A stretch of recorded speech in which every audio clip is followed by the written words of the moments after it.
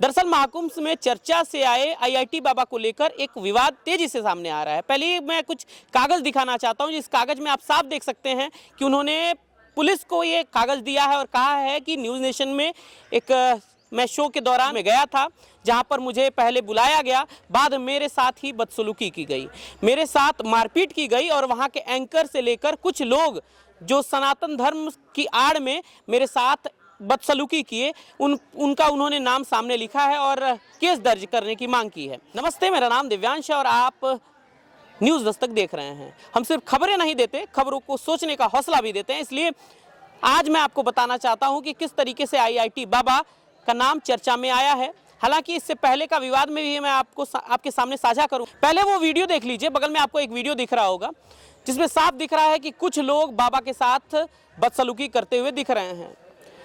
इसके बाद बाबा थाने पे गए। उन्होंने थाने पर जाके एप्लीकेशन दायर किया और बताया कि नोएडा में एक न्यूज शो के दौरान मेरे साथ बदसलूकी की गई। उन्होंने कहा कि कुछ लोग आए और मुझे उकसाया और मुझसे ये कहा कि आप पाखंडी हैं, आप तमाम तरह के ये करते हैं, ऐसी बात उन्होंने कही। इसके बाद उन्हें लाठी डंडों से पीटा गया, उन्हें मारा गया और उन्हें शो से निकाल दिया गया। आप सभी को नमस्कार। सुपर पब्लिक स्कूल परिवार आप सभी का हार्दिक स्वागत करता है।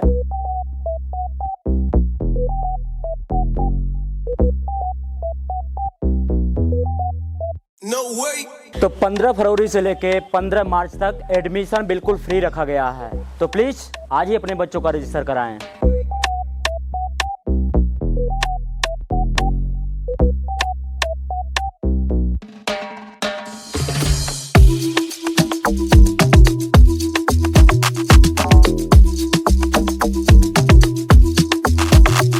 अतः आप सब लोग मेरे संस्थान पर एक बार जरूर आएं और अपने बच्चों का एडमिशन कराएं। और हाँ, आपके बच्चे का दिमाग विकसित नहीं हुआ तो साल की पूरी फीस वापस।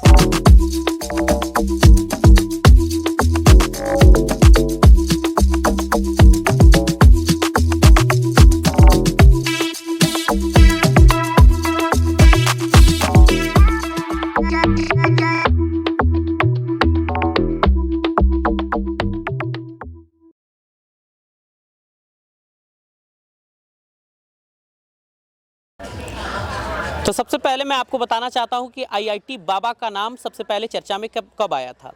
महाकुंभ का वक्त था, लोग तमाम तरह के वीडियोस देख रहे थे। उसी बीच एक रिपोर्टर एक बाबा के पास पहुंचता है और बाबा से कहता है कि बाबा, आपके बारे में क्या जानकारी है, कैसे आप इस क्षेत्र में आए, आप युवा लग रहे हैं। तो उन्होंने कहा कि मैं आईआईटी पास हूँ, मैंने आईआईटी किया है। और उसके बाद कहीं ना कहीं सोशल मीडिया पर एक चर्चा बन गई कि एक युवा अपनी ज़िंदगी से परेशान होकर, अपने माता पिता और पिता के वचनों से परेशान होके महाकुंभ में तप साधना करने के लिए आया है। इसके बाद उनका नाम तेजी से बढ़ा। लोग आईआईटी बाबा को तमाम तरह के नामों से पुकारने लगे। कुछ लोग उन्हें कल्की बाबा तक कहने लगे, कुछ लोग उनका नाम आईआईटीएन बाबा कहने लगे और उनका असली नाम दरअसल अभय सिंह है। अभय सिंह आईआईटी की पढ़ाई करने के बाद, अपने पूरे जीवन में कमाई करने के बाद आखिरकार उन्होंने संन्यास धारण कर लिया और संन्यास में करते हुए वो धीरे धीरे आईआईटी बाबा और कल्की बाबा कहलाने लगे।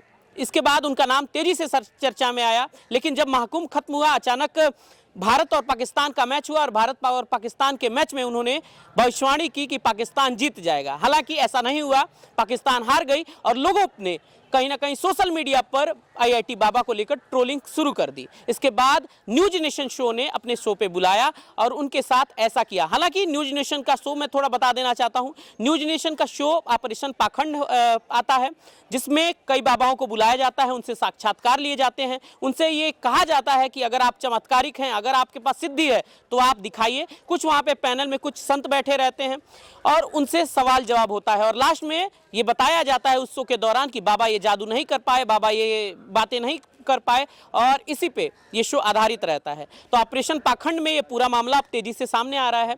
हालांकि हमने आपको वीडियो की सच्चाई बता दी, भी बातें सामने आ रही हैं, उसमें सच क्या है ये तो भगवान जाने। बाकी केस जो है वो दायर हो चुका है।